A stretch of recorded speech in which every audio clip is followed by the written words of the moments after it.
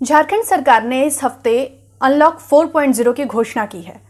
इस घोषणा के अंतर्गत बसों का संचालन और होटल, लॉज और रेस्टोरेंट जैसी चीज़ें खोलने की छूट दी गई है।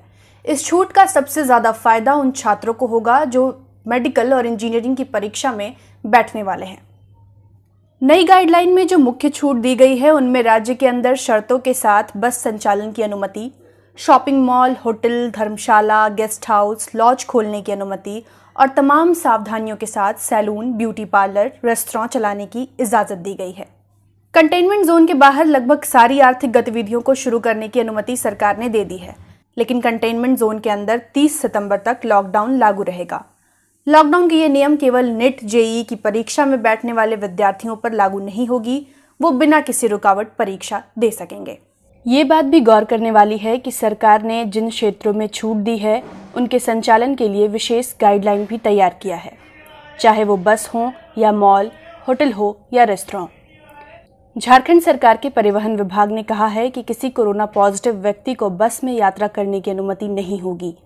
ऐसे लोग भी बस में यात्रा नहीं कर पाएंगे जिनका सैंपल कोरोना जांच के लिए लिया गया है।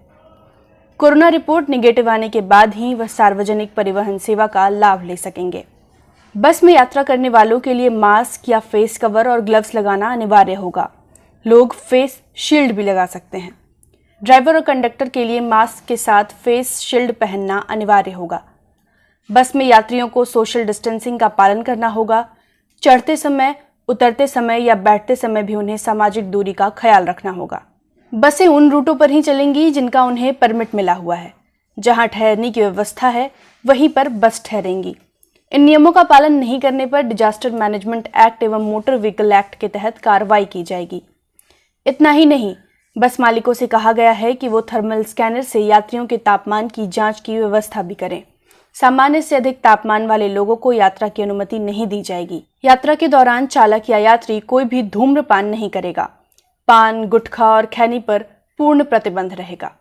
यात्रा के दौरान हाथों से अनावश्यक रूप से मुंह, आंख, नाक, कान आदि को लोग नहीं छुएंगे। सार्वजनिक स्थलों पर जहां तहां नहीं थूकेंगे। ऐसा करते हुए पकड़े जाने पर उस व्यक्ति के खिलाफ कार्रवाई की जाएगी।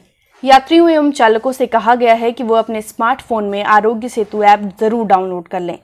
इसे हमेशा ऑन रखें। बसों में स्प्रे सैनिटाइजर रखना अनिवार्य होगा।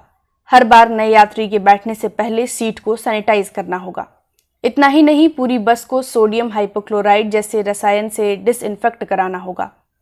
बस में यात्री जिस गेट से प्रवेश करेंगे उससे बाहर नहीं निकलेंगे, यानी प्रवेश व निकास द्वार अलग अलग रखने होंगे।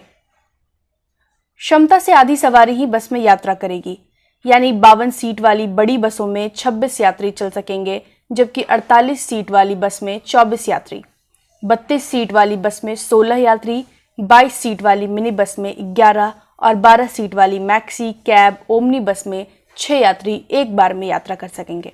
इतना ही नहीं, बस चालक को हर यात्री की सूचना यात्री पंजी में दर्ज करना होगा ताकि कॉन्टैक्ट ट्रेसिंग में मदद मिल सके। इन गाइडलाइंस के बाद यह बात भी साफ हो गई कि बसों का किराया बढ़कर 1.5 से 2 गुना हो जाएगा। रांची से जमशेदपुर और जमशेदपुर से रांची आने का किराया जहां 150 रुपये हुआ करती थी, वह बढ़कर 300 रुपये हो जाएगा।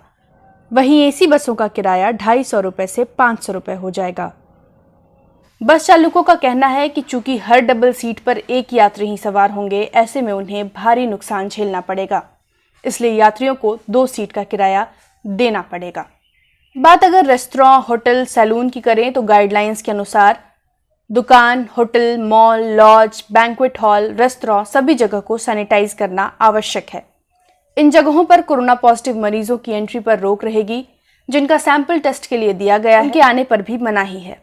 शादियों में 50 से ज्यादा लोग शामिल नहीं हो सकेंगे।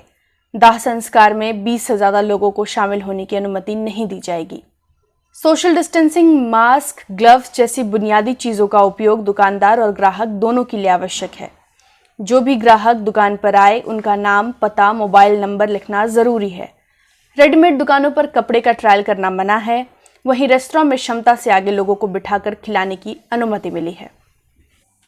इन दिशा निर्देशों के अलावा सरकार ने इस बात पर भी जोर दिया है कि कोरोना के मामले घटने की बजाय अगर बढ़ने लगे तो सरकार दोबारा लॉकडाउन लगा सकती है।